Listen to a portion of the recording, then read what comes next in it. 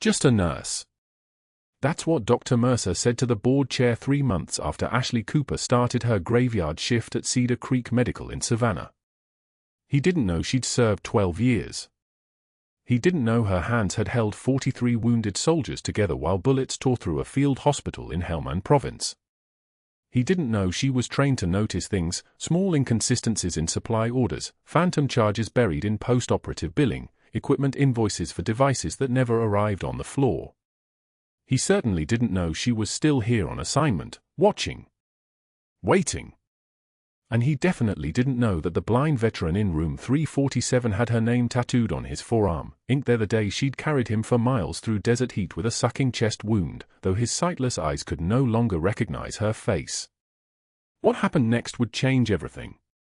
The graveyard shift at Cedar Creek Medical began at 10 p.m., when the fluorescent lights seemed to hum a little louder and the corridors stretched long and quiet under their fluorescent glare. Ashley Cooper moved through those hallways like water finding its level, careful, observant, unremarkable. 3 months into the position, she'd learned the rhythm of the night shift, medication rounds at 11, vitals checks at 2 a.m., the brief window of genuine quiet between 3 and 4 when most patients slept and the day staff hadn't yet begun their phantom morning preparations. She wore her navy scrubs without distinction, her badge clipped precisely to her collar, her name embroidered in small letters that few people bothered to read. The other nurses had stopped trying to include her in their break room conversations around week 2. She was fine with that. Isolation was useful. Her locker was in the basement, down a corridor that smelled of machine oil and old linoleum. She arrived 30 minutes early each night, the way she'd been trained to arrive everywhere, present before required, observed before observed. Before touching anything else, she reached into the jacket pocket hanging inside her locker and found the faded Special Forces unit patch, worn soft as cloth can become after a decade of field deployment. Her fingers traced the emblem once, twice, 3 times. The ritual was small but necessary. It reminded her who she was underneath the scrubs, underneath the quiet compliance, underneath the manufactured identity of a capable but unremarkable registered nurse. Captain Ashley Cooper. 3rd Battalion, 5th Marines. 2 Purple Hearts. A Navy Cross she'd never spoken aloud. The patch felt like a tether to that version of herself, the one who'd given orders, not taken them. The one who'd led, not followed. She tucked the patch back into her jacket pocket with the same precision she used to organize for trays. Then she clipped her badge to her scrubs, checked her watch, 9:11 p.m., and climbed the basement stairs to begin her shift. The day shift nurses were gathered at the station when she arrived, clustered around coffee that had been brewing since 6 a.m., typing discharge summaries with the mechanical efficiency of people counting down the minutes to freedom. Karen from the day shift glanced up, offered a tight smile that didn't reach her eyes, and returned immediately to her documentation. Ashley had learned not to interpret these small withdrawals as rejection. They were simply the natural result of being the person who asked careful questions about supply inventories and kept detailed personal notes about discrepancies in billing records. Isolation was a feature, not a bug. Room 347's been stable all day, Karen said, not quite looking at Ashley directly. Vitals at rounds were solid. He's sleeping now. Might need pain management around midnight. Ashley nodded, scanning the monitor display that showed the blind veteran's heart rate holding steady at 62, blood pressure stable at 128/78. Good numbers. She'd been checking on him specifically since his admission 4 days ago, though she kept her attention distributed across her entire patient load so as not to draw focus. The man had arrived via medical transport with complications from an IED blast injury sustained 14 years prior, nerve damage, partial vision loss, chronic pain in his lower left side that kept him waking at odd hours, his body still encoded with the trauma of that Helmand Province afternoon when the world had exploded into heat and noise and blood. She moved into his room with a quiet competence that had become her signature at Cedar Creek. The room was dim, lit only by the soft glow of the cardiac monitor and a single nightlight near the bathroom. The blind veteran, his name was Marcus Webb, discharged rank major, 75th Ranger Regiment, lay on his back, one arm above the covers, his breathing deep and even with the practiced rhythm of someone who'd learned to control his body's response to pain. She checked his foresight without waking him, noting the clear fluid dripping steadily into the 20-gauge catheter she'd placed during his admission. Her hands moved with the automatic precision that came from doing the same action hundreds of times, thousands of times, across 2 different continents and 1,000 different circumstances. Insert, flush, secure, step back. Done. Done. Done. What she didn't do was stare at his forearm, though she could see it clearly in the monitor's glow. The tattoo was visible along the inside of his left arm, the lettering in a precise military font, Cooper 6. Her call sign. The name he'd cried out the moment before she'd lifted him from the dust and started moving, adrenaline and pure trained instinct overriding the weight of his body, the knowledge that she was exposed, the certainty that they both might die in the next 30 seconds. He'd had her name inked there months after returning home, the tattoo artist in a Phoenix shop telling him later that he'd cried through the entire session.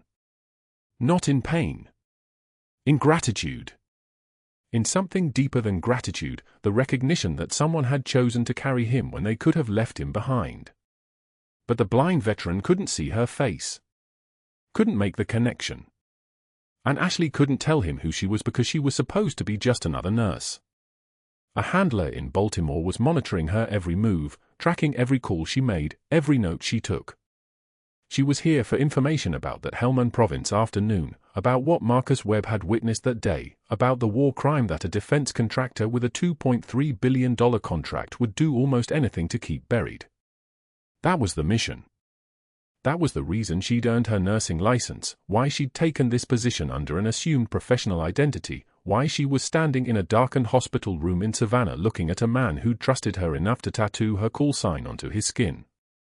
She checked his pain pump, noted the usage, made a small mark on the chart. Then she stepped back and moved on to her next patient, compartmentalizing the sensation that felt too much like guilt. Dr. Mercer arrived for morning rounds at 6:15 a.m., which meant he'd been awake at 5 a.m. reviewing cases and preparing to perform his role as the most competent physician on Cedar Creek's medical staff. He was the kind of man who took things personally, a small slight, a question about his judgment, a nurse who asked too many questions about supply procurement. He had the bearing of someone who'd always been told he was the smartest person in the room, and he'd never questioned whether that assessment was accurate. His voice had a particular quality, like a tank idling in a garage, carrying weight without much volume.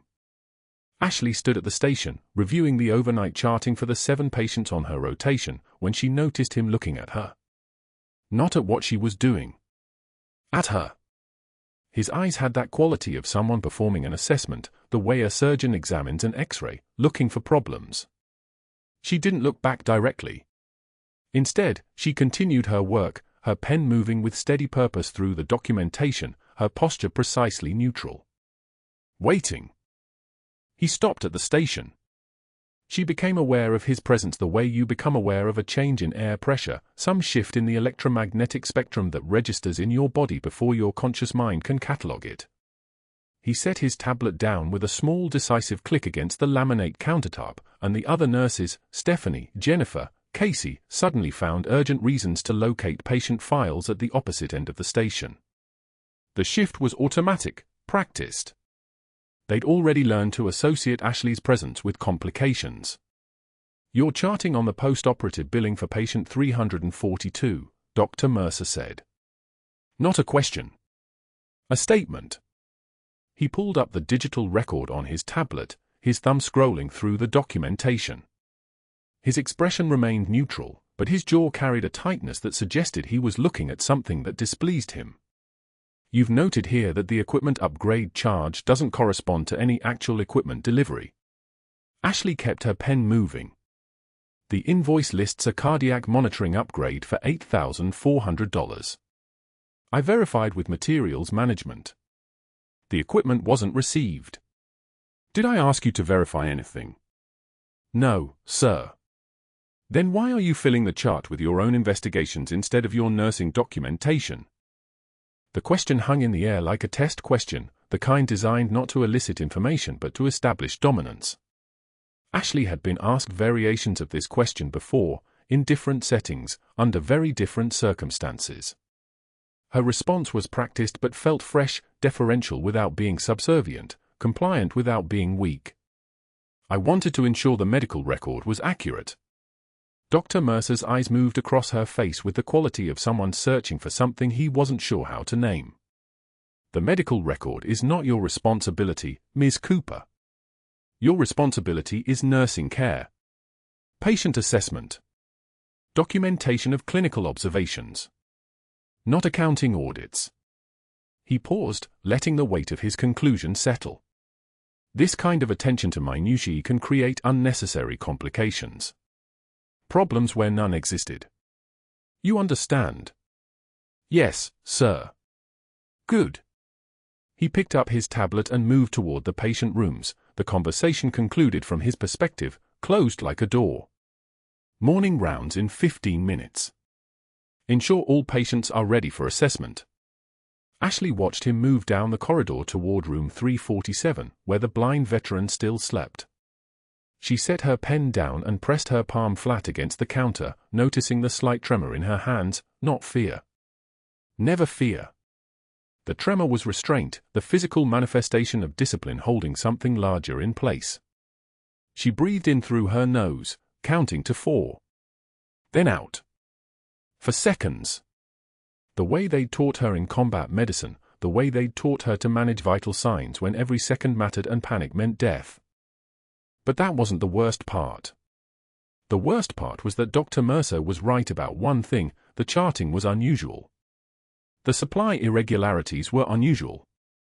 And unusual patterns, when you knew how to read them, told stories about where money was actually going, why equipment wasn't arriving, what conversations might be happening in administrative offices at Cedar Creek Medical after hours. Ashley had been trained to read those stories. Had been trained to find patterns in chaos, to understand what missing data actually meant. And what it meant, what the pattern was beginning to suggest after 3 months of careful documentation, was that Dr. Mercer himself might be directly involved in whatever was happening with the supply billing. Which meant her presence here was no longer just about the blind veteran in room 347. It was about something larger. Something darker. Something that would require her handler in Baltimore to make decisions about priorities and exposure and whether one nurse's undercover assignment was worth the risk of what she might have just begun to uncover. She pulled her notes from her locker during the break, the small leather notebook where she'd been tracking the patterns in precise handwriting. 3 months of data. Equipment orders that didn't correspond to hospital needs. Invoices for devices that never materialized. And Dr. Mercer's presence in the administrative records for each one. The pattern was there if you knew how to see it. Ashley Cooper knew how to see it. She'd spent 12 years learning to notice what other people missed. What weapons caches looked like in civilian structures. What bombing patterns revealed about enemy supply lines. What the distance between supply invoices and actual procurement told you about corruption. She photographed each page of the notebook, encrypted the files, and scheduled the upload to her handler's secure server to begin at exactly 3 a.m., when network traffic patterns would hide the transmission among ordinary hospital system activity. Then she returned the notebook to her locker, touched the unit patch one more time, and prepared for the next patient round. In room 347, the blind veteran woke briefly when Dr. Mercer entered for rounds. His fingers found the tattoo on his forearm automatically, the way a person touches a wedding ring or a locket without thinking. The gesture was so instinctive that Dr. Mercer didn't seem to notice it, didn't pause to ask questions.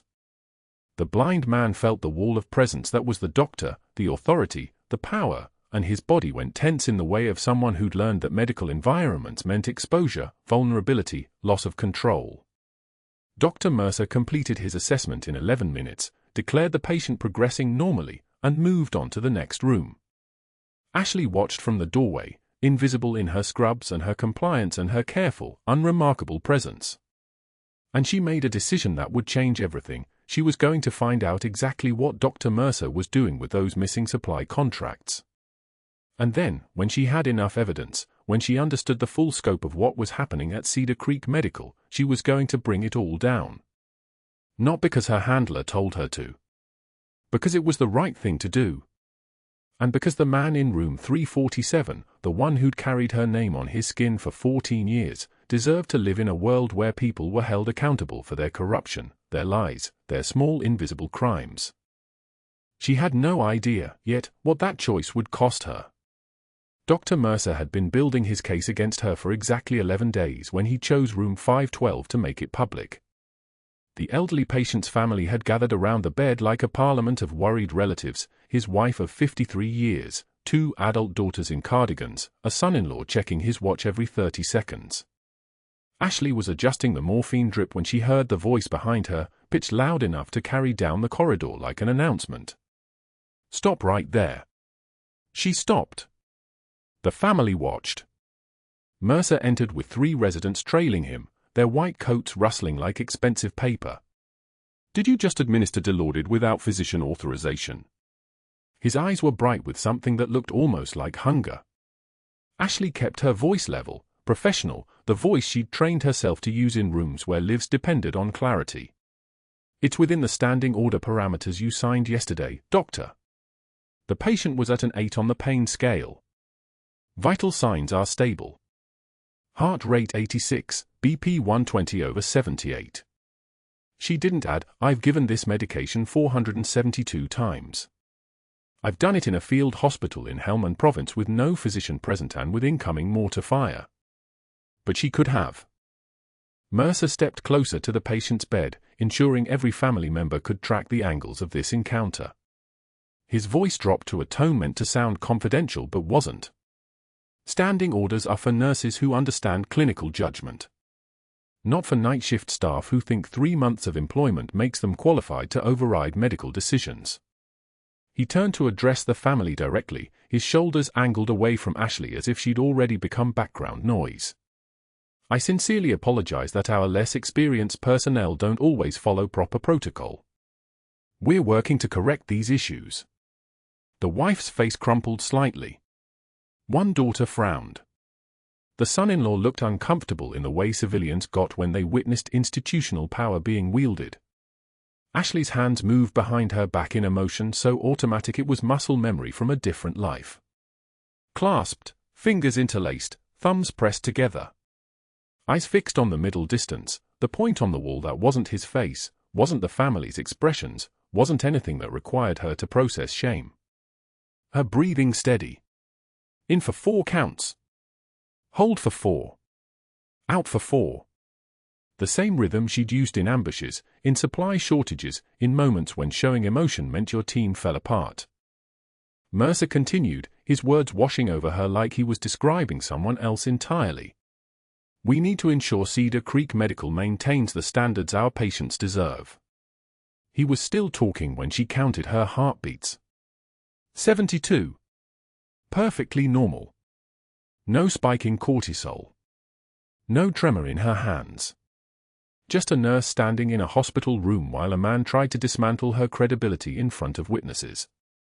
When he finally stopped, when he'd exhausted whatever he'd come to say, Ashley let 3 full seconds of silence stretch across the room like a blade. The fluorescent light above the bed hummed its electric song. A monitor beeped steadily in the adjacent room. The wife shifted her weight. Then Ashley spoke, her voice coming from somewhere deeper, somewhere that had been waiting for this exact moment. "It's interesting how the only medications you question are the ones that don't generate secondary billing." The family went still. Mercer's jaw tightened, his eyes widening just enough to show he hadn't expected her to speak at all, let alone with precision that sounded almost like an accusation wrapped in a clinical observation. Ashley turned on her heel and walked out of room 512, leaving him standing there with 3 residents watching his face work through a cycle of emotions, surprise giving way to anger giving way to something uglier, something like the look of a man realizing his target had just become a threat. His mouth opened. Closed. He sputtered a response that nobody heard because she was already through the doorway, her footsteps steady on the tile floor, each step a statement, "I am not afraid of you." But that wasn't the worst part. The worst part came at 2 in the morning, 8 hours later, in the break room where night shift nurses went to remember they were human. Ashley pushed through the door with her thermos of black coffee and a protein bar she'd grabbed from the locker room. The break room was dimly lit, smelling of microwaved leftovers and the phantom scent of old coffee that never quite left the walls. Nurse Jen sat at the small table with her lunch, Nurse Williams occupied one of the uncomfortable chairs, and the overnight tech was scrolling through her phone. Ashley sat down 3 seats away, untwisting the cap on her thermos. The coffee inside was still hot enough to steam. Within 30 seconds, the synchronized retreat began. Jen grabbed her lunch container, suddenly urgent about finishing her charting. Williams mumbled something about checking on a patient she'd already checked on 20 minutes ago. The tech stood abruptly, phone in hand, claiming equipment rounds. Their movements weren't angry. That would have been easier. This was something colder, the sound of chairs scraping against linoleum, the rustle of bags being gathered, the careful avoidance of eye contact. The message clear and delivered without a single word: you are contagious. Your association is a liability. 90 seconds. That's how long it took for her to go from colleague to pariah.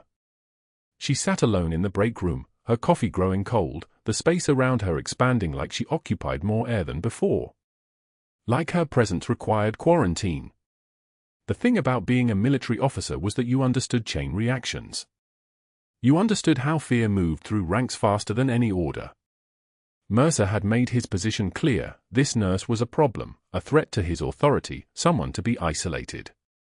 And the other nurses, living in the same institutional structure, dependent on his recommendations for advancement, dependent on his goodwill for shift schedules and continuing education opportunities, had understood the message without him having to say a word.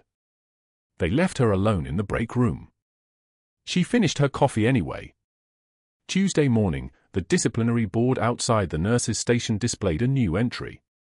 Ashley saw it during her shift change, posted on the cork board with the same clinical precision as the other notices: upcoming CPR certifications, flu shot reminders, and now this. Cooper, charting error, medication time discrepancy, review required. 3 times in 2 weeks. 3 entries that looked like incompetence building toward a pattern that looked like cause for termination. She pulled her tablet that afternoon and reviewed her own notes with the precision of someone who documented casualty information in field conditions where clarity meant the difference between receiving life-saving blood or watching someone bleed out. The medication administration time was recorded correctly, 2:34 a.m., within the standing orders, witnessed by the night aide. She had the paper trail. She had the documentation. But someone had altered the digital timestamp after her shift ended. The system showed 3:53 a.m., 13 minutes after she'd clocked out, 12 minutes after the standing orders technically expired depending on how you read the language. It was elegant, in its way. Legally ambiguous. Deniable. The kind of sabotage that created reasonable doubt even if she could prove the original timestamp. That evening, during her rounds, the blind veteran in room 347 was restless. Ashley could hear him from the doorway before she entered, his breathing shallow, his body shifting constantly on the mattress like he was trying to escape something that lived inside his own skin. She approached the bed quietly and began her assessment: pulse, respiration, pupil dilation. His fingers came up automatically, finding the tattoo on his forearm like it was a talisman. The edges of the letters had faded over 14 years, but they were still readable to anyone who knew what they said. Ashley Cooper. He didn't know she was standing 3 feet away. From the nurse's station, Dr. Mercer watched the entire interaction through the door window, his expression carrying a satisfaction that looked almost like peace. His phone was already in his hand, already making notes, already documenting this moment as evidence of some future transgression he hadn't yet invented. She could feel his attention like pressure changing. Like the air itself was becoming denser, harder to breathe. That night, at 3:17 a.m., Ashley sat in a Waffle House on Victory Drive, the kind of place where the fluorescent lights buzzed with the sound of small inevitabilities. Her coffee had gone cold in a white ceramic mug, the kind of cold that comes from sitting untouched for exactly 43 minutes while she stared at her own reflection in the window. A woman she barely recognized stared back. Exhausted eyes. Hair pulled into a regulation bun. Shoulder tension that belonged to someone carrying weight they'd never asked to lift. Her encrypted phone buzzed against the table. Text from her handler: update on 347 memory recovery. Timeline. She typed, Patient showing fragments. Incomplete recall. No actionable intel yet. Delete. Too revealing. She typed, in progress. Requires additional time. Delete. Too passive. She typed, delayed and hit send before the doubt could catch up. The hospital was accelerating his destruction of her. Mercer had begun personally reviewing her medication logs daily, standing outside patient rooms when she worked, asking pointed questions about her previous employment at facilities she'd never actually worked at, testing whether she'd maintain the fiction or break under interrogation. During the morning staff meeting, he'd announced it casually, offhandedly, the way powerful people announce devastating things: enhanced credential verification for all nursing staff hired in the past 6 months. We need to ensure Cedar Creek Medical maintains the highest standards. I've already contacted Walter Reed and several other military medical facilities to verify employment histories. His eyes had found her while he spoke. Locked on. A message delivered directly. She finished her coffee in the Waffle House and ordered another cup she wouldn't drink. The next afternoon, the veteran in room 347 had a panic attack triggered by nothing: a door slamming somewhere down the corridor, the sound of an ambulance arriving, something his nervous system had categorized as incoming threat. His breathing came in short gasps, his hands gripping the bed rails like they were the only solid things in a world that had become liquid and unstable. Ashley was in the room in 8 seconds. She lowered her voice to the pitch she'd used in Helmand Province, talking wounded soldiers through the moment before transport, talking men through the terror that comes when your own body becomes the enemy. Breathe with me. 4 counts in. You hear my voice. He heard it. He grabbed her wrist with strength that surprised them both, his blind eyes moving toward the source of the sound like he was trying to see with his hands. Your voice. I know your voice. For a moment so small it almost didn't exist, Ashley's training failed. The professional distance flickered. She was Captain Ashley Cooper again, standing in a field hospital in Kandahar, this man's massive hand gripping her forearm while she applied pressure to a wound that shouldn't have been survivable.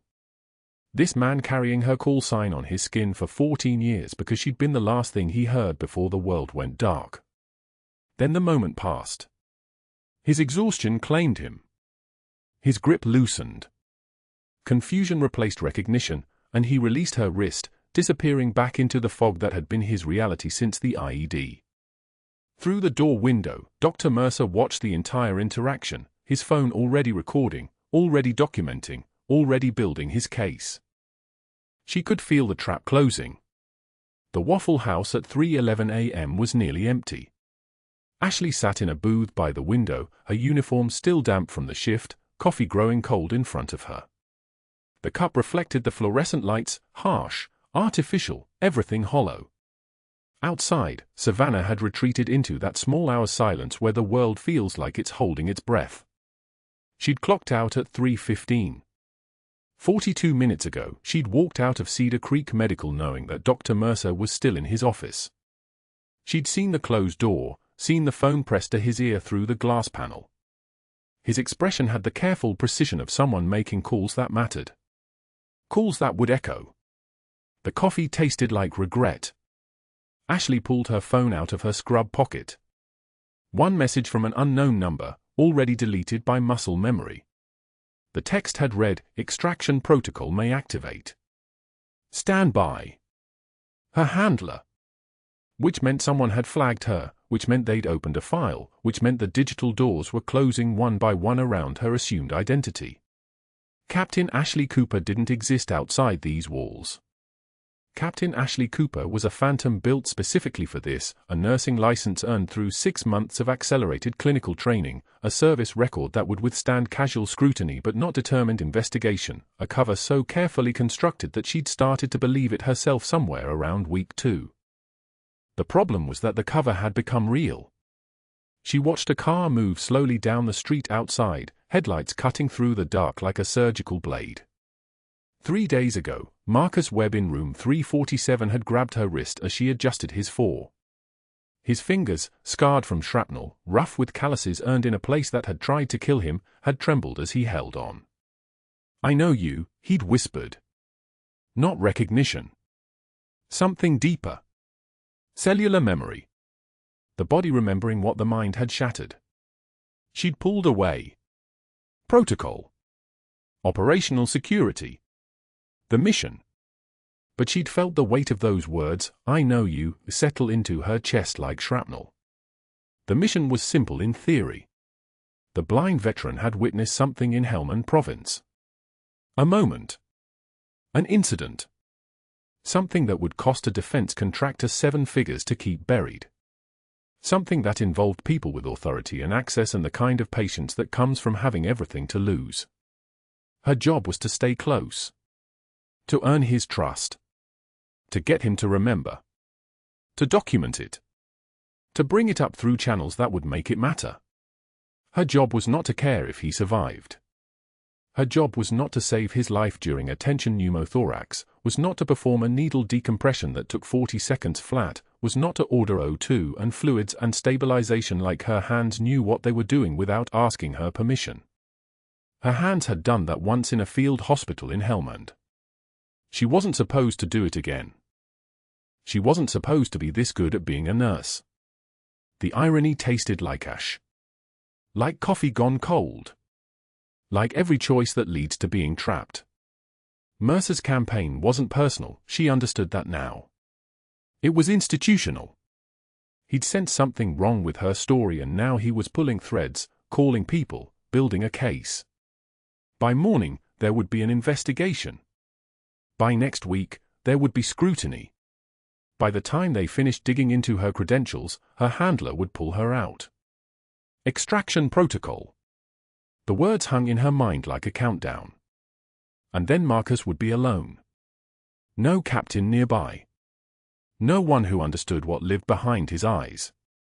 No one who knew that the tremor in his hands when loud noises startled him wasn't weakness, it was damage that needed careful handling, the kind of damage you didn't heal in a hospital bed but in small moments of trust, accumulated over time. The kind of time she no longer had. Ashley pressed her palm against the cold coffee cup. The cup itself was a standard diner issue, some kind of ceramic glaze that chipped at the edges, bearing the faint residue of thousands of cups before it. Outside, the streetlight hummed its mechanical song. In the kitchen behind the counter, she could hear the grill sizzle as the night shift cooked eggs no one had ordered. Her phone buzzed.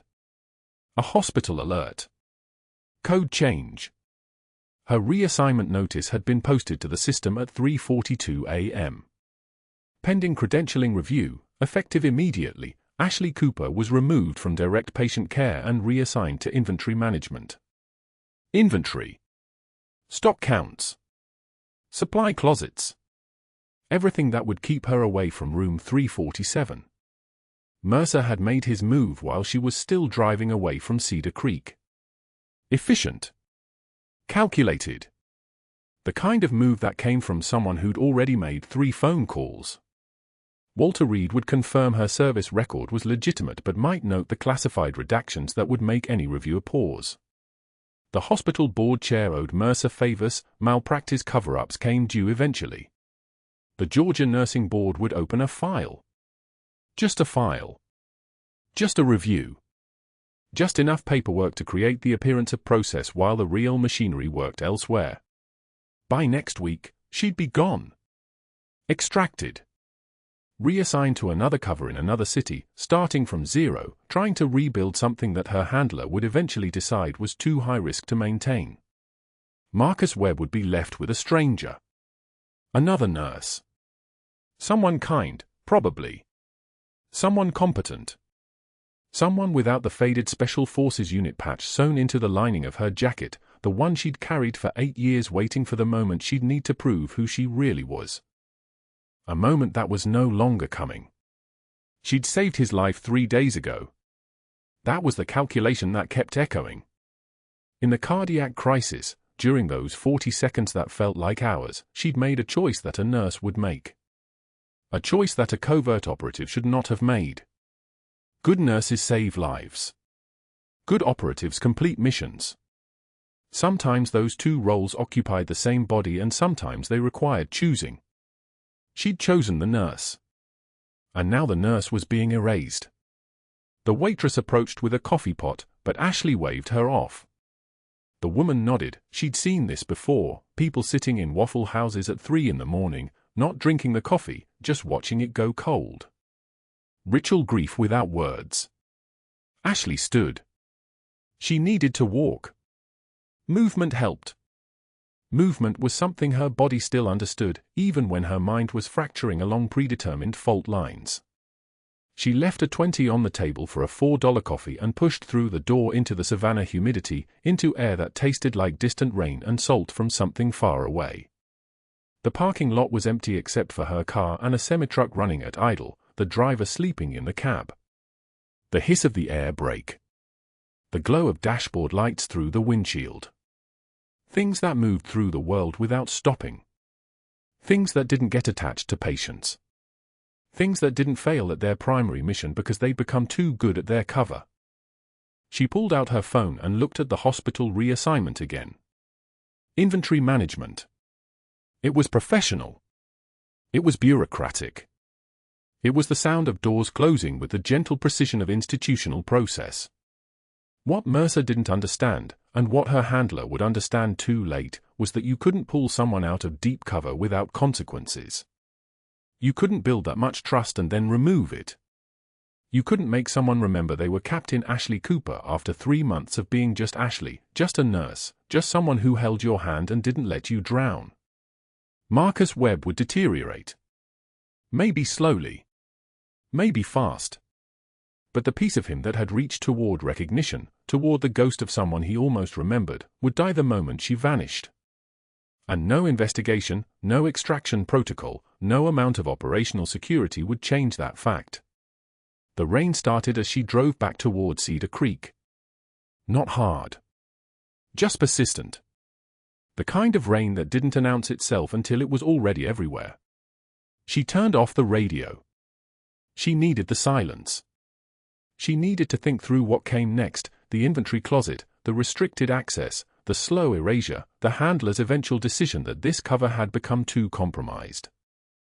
But thinking wouldn't change anything. Protocol didn't care about what was right. Protocol cared about what was secure.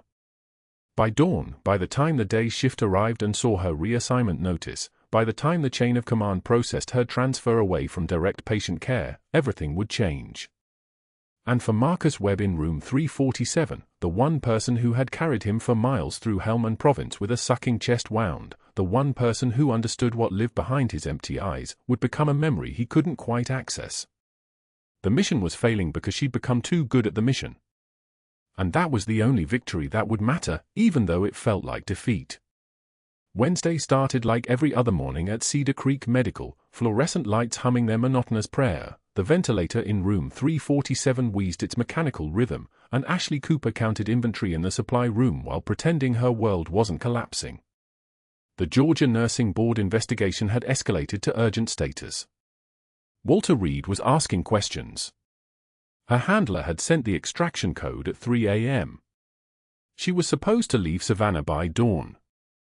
Instead, she was here, checking chest tube kits and trying not to think about Marcus Webb, the blind veteran in 347 whose memory she'd been tasked to trigger, whose recovered testimony could dismantle a war crimes conspiracy, whose life she'd saved on Wednesday and whose mission she'd just abandoned in the process.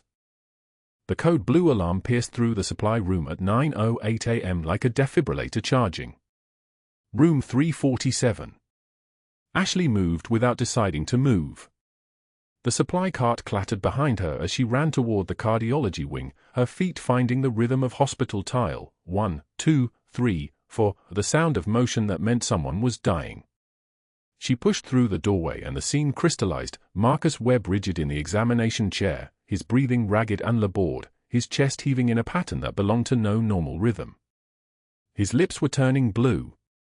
The attending physician, Dr. Chen, competent and steady, was already moving, but the on-call resident, a younger man whose name Ashley could never quite remember, stood frozen beside the monitors, his hand shaking as he stared at the patient whose trachea was visibly shifting to the left side of his neck. Tension pneumothorax. The resident stammered something about calling for backup. The attending reached for the phone. They were following protocol, which meant precious seconds were bleeding away while Marcus Webb's oxygen saturation dropped from 94 to 88 to 82, the monitor announcing his deterioration in electronic beeps that sounded like a countdown to death. Ashley's training overrode everything: hospital politics, her cover, the investigation bearing down on her like a truck with failing brakes. She moved toward the crash cart and her hands found the 14-gauge catheter before her mind caught up with the decision. This was second intercostal space, midclavicular line. This was muscle memory firing like a rifle. This was every moment of her 12 years in uniform crystallizing into 40 seconds of pure necessity.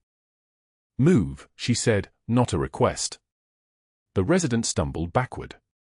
She located the landmark on Marcus's chest wall, the space where the ribs created a map she'd learned to read in Helmand Province with nothing but moonlight and dying soldiers and the certainty that hesitation meant body bags. The needle went in.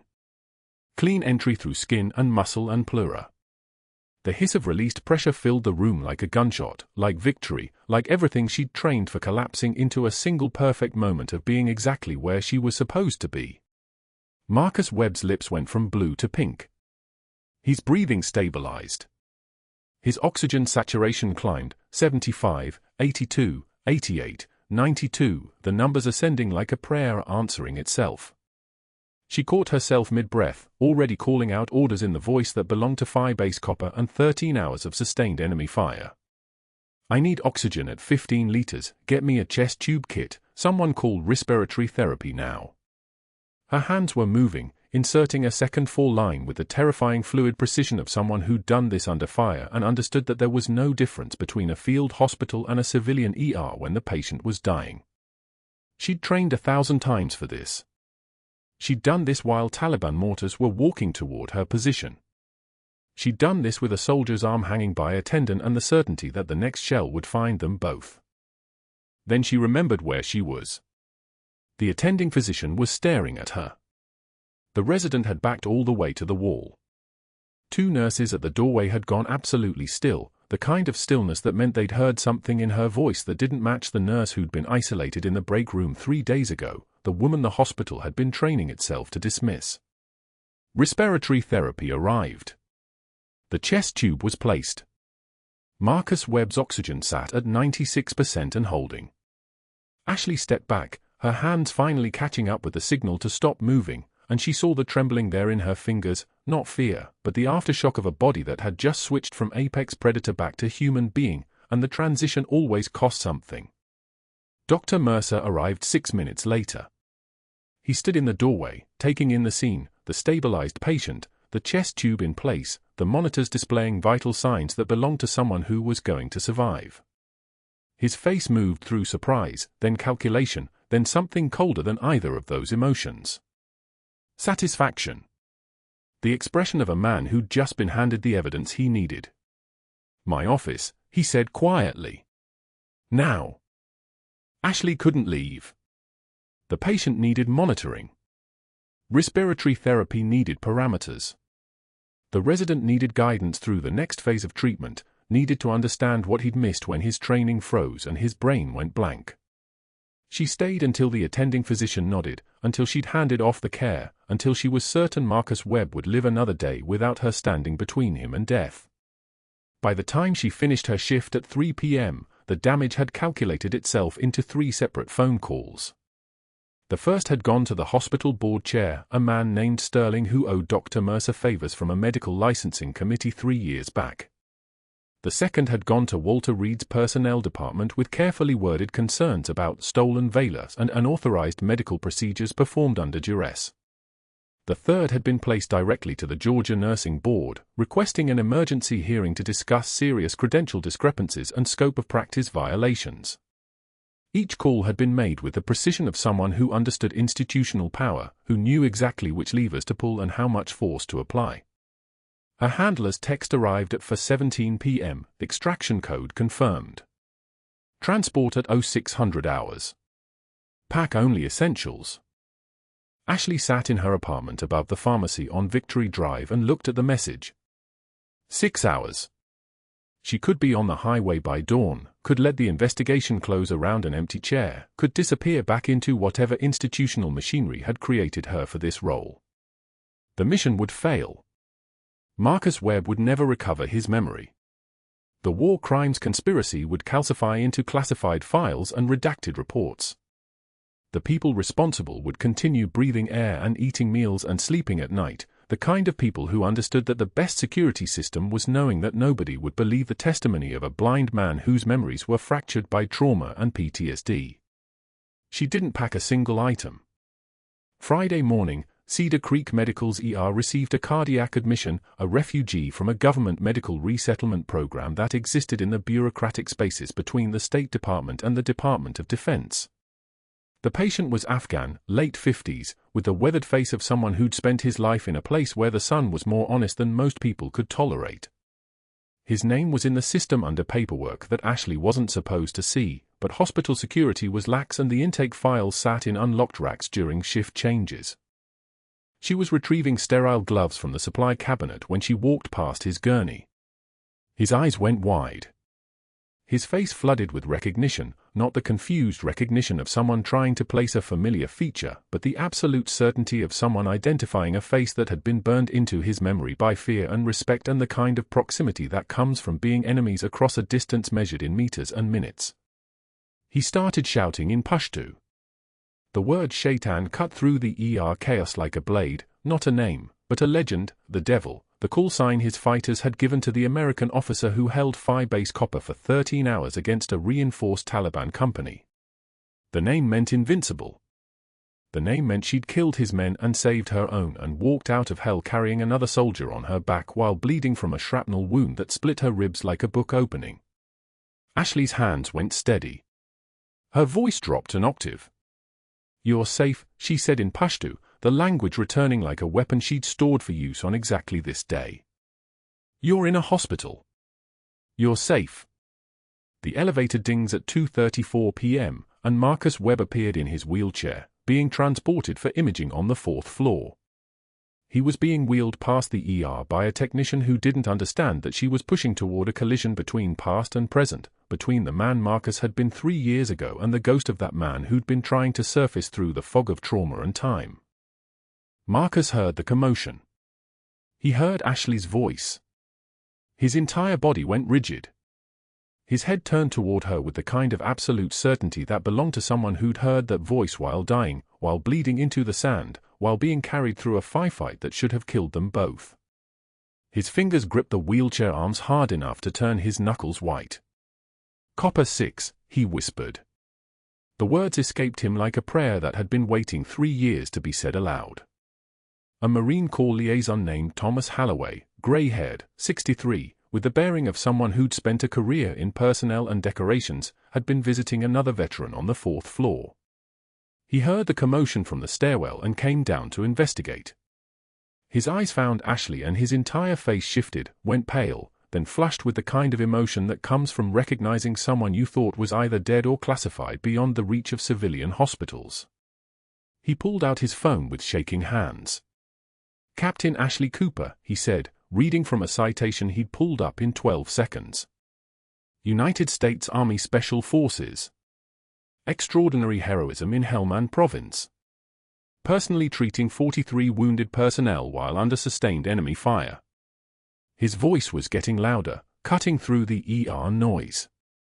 "Maintaining a field hospital for 13 hours against numerically superior Taliban forces, performing emergency surgical procedures with minimal supplies." Dr. Mercer emerged from the administrative wing, his voice rising to override the Marine citation. "This is completely inappropriate. We have protocols, this patient is under investigation." Halloway continued, louder, Bronze Star with Valor. 2 Purple Hearts. And a Navy Cross for extraordinary heroism under fire. The elevator dinged again. General Patricia Hawthorne emerged with 2 officers in dress uniform, her presence entering the ER like a pressure system moving into an unstable atmosphere. She was in Savannah for a veterans advocacy conference. She knew exactly who Captain Ashley Cooper was. She'd been summoned by a text that simply read, "Copper 6 is here."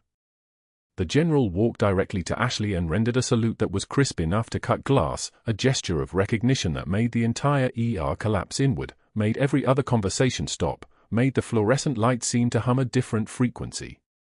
"Captain Cooper," General Hawthorne said. "It's an honor." Ashley returned the salute, her face absolutely neutral, her voice when it came perfectly controlled, the voice of someone who'd learned to command rooms by saying nothing at all until the moment demanded everything. Dr. Mercer was still talking, something about investigations and credentials, but the general wasn't listening anymore. She was looking at the blind veteran, at the Afghan refugee who was staring at Ashley with an expression that had shifted from recognition to understanding, and at the woman standing in the center of an ER full of hospital staff who were emerging from every doorway now, nurses, residents, attending physicians, technicians, all of them understanding in that moment that they'd been working beside someone they didn't recognize. "What investigation?" the general asked, not even looking at Dr. Mercer. Friday afternoon at Cedar Creek Medical started like any other shift until the ER doors opened and a man on a cardiac stretcher wheeled through with monitors already screaming. The paramedic rattled off vitals: male, 62, cardiac arrhythmia, conscious and alert, vitals stable for transport. Nobody knew his name yet. Nobody knew he was Afghan. Nobody knew what was about to happen when Ashley walked past his gurney to grab supplies from the crash cart. She didn't look at him.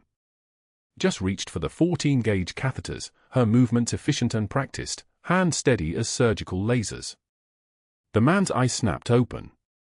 His body went rigid on the stretcher. And then his voice cut through the ER noise like a blade, a single word in Pashto that froze every person within 20 feet, Shaitan. The devil. That's what his fighters had called her. Ashley's hand didn't tremble. Her breath didn't catch. She simply paused for 2 seconds, no more, then continued reaching for the supplies as if the word meant nothing. But Dr. Mercer, standing at the nursing station, saw it. He saw that pause.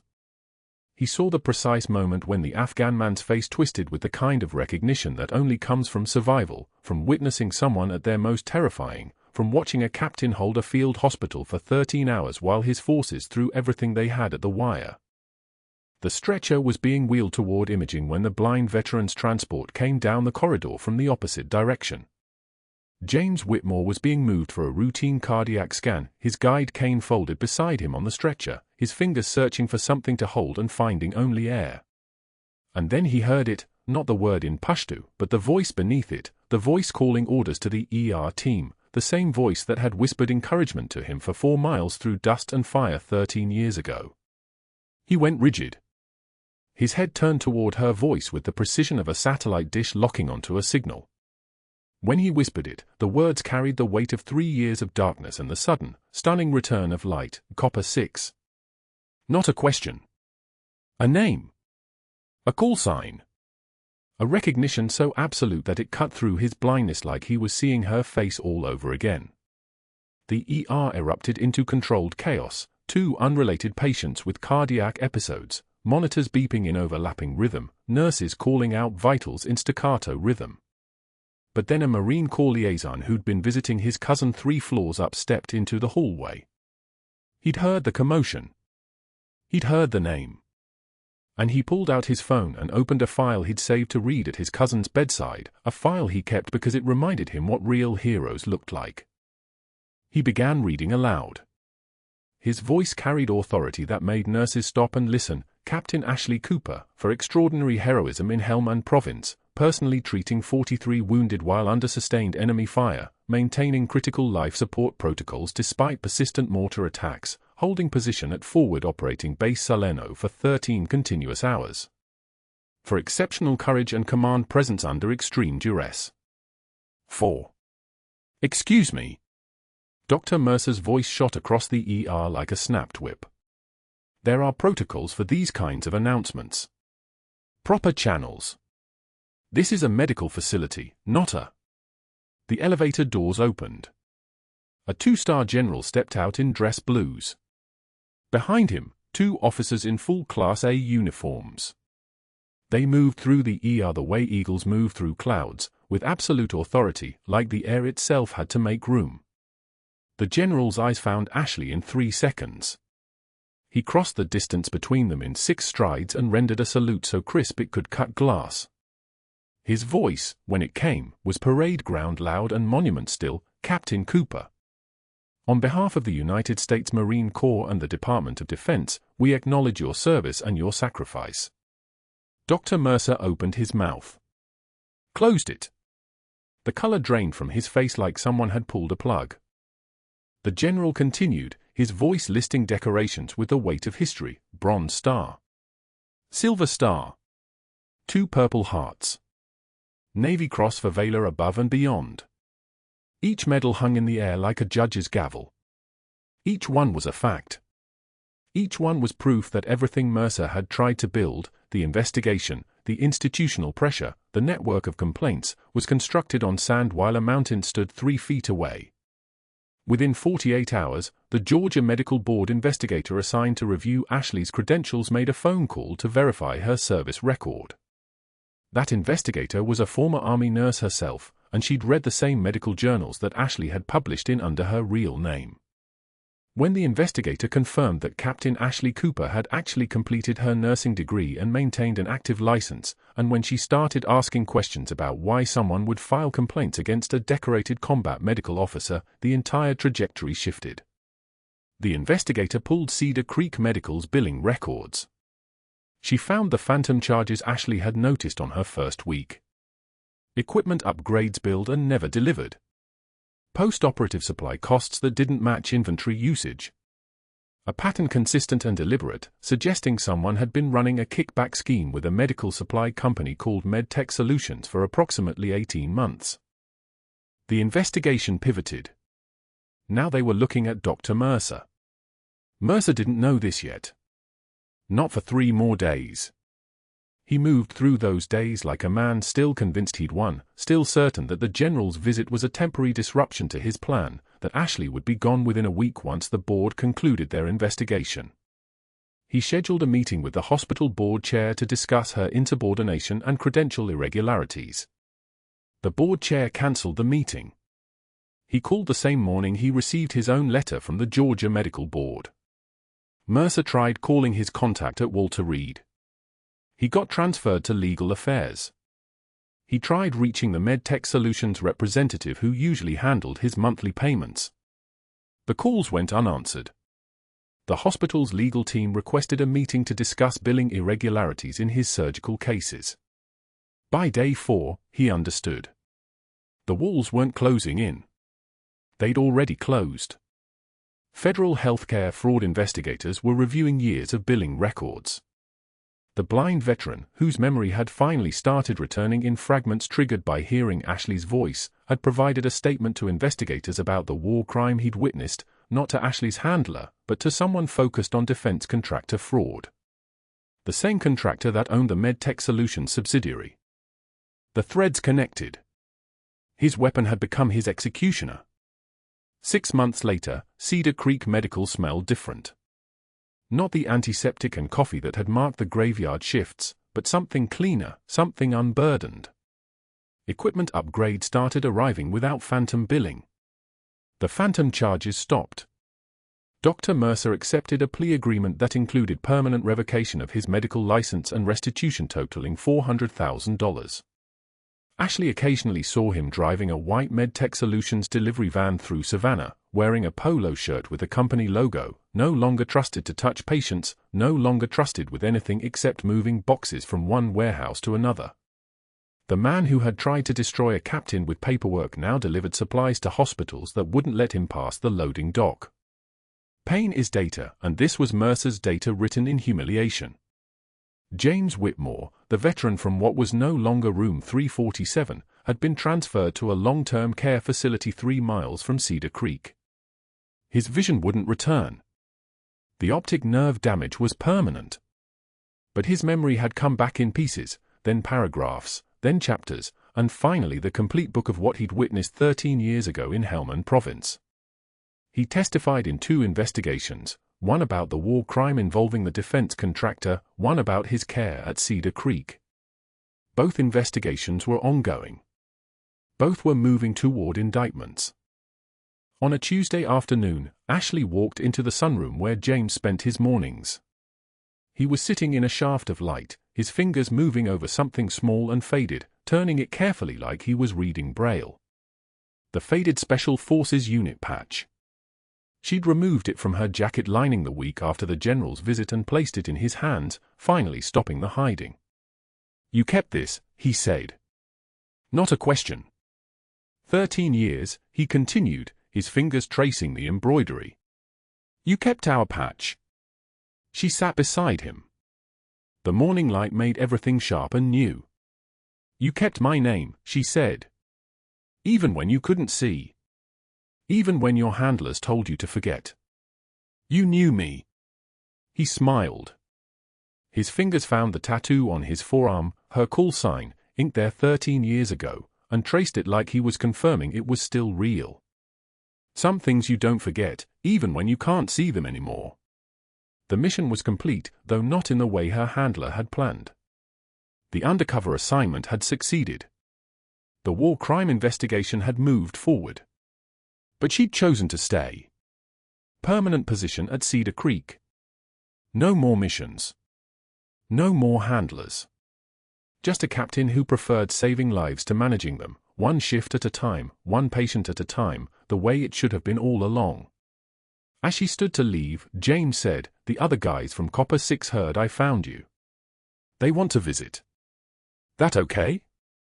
Ashley paused at the doorway. "Tell them to bring their patches. We'll have a proper reunion." Walking back through the corridors of Cedar Creek Medical, nurses nodded in greeting. Residents asked her opinion on difficult cases. Patients requested her specifically. The patch was gone, but she didn't need it anymore. She touched the place on her jacket where it used to be and understood something that took most people a lifetime to learn. The ones who have seen the worst often give the most. If this story moved you, subscribe and hit that notification bell. Share it with someone who needs to know that hidden strength walks among us, often in scrubs, often in silence, often saving lives when nobody's watching. And let us know in the comments, have you ever misjudged someone only to discover they were exactly who you needed them to be?